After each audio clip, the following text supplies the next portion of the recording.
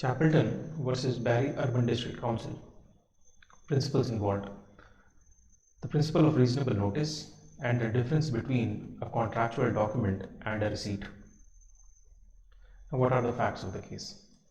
Chapelton wished to hire a deck chair and approached a pile of chairs owned by Barry Urban District Council.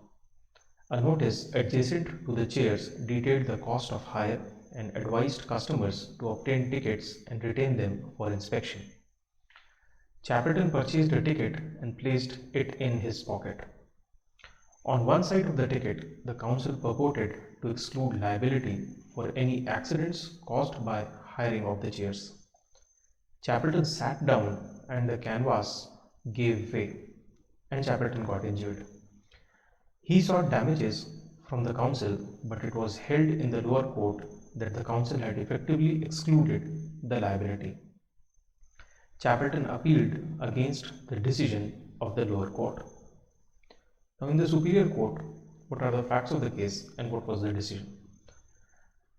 The issue was that Chapelton argued that he had not been given sufficient notice of the clauses printed on the ticket and therefore he should not be bound by them.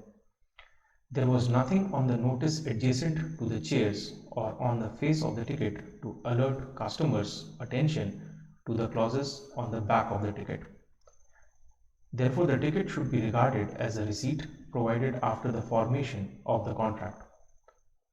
However, the council contended that Chapelton did have notice of the terms because the exclusion clause was clearly printed on the ticket.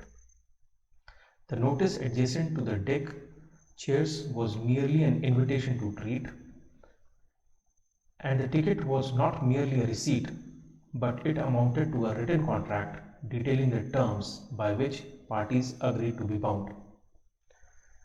Now, when the decision came, the decision said that Chapelton's appeal was successful.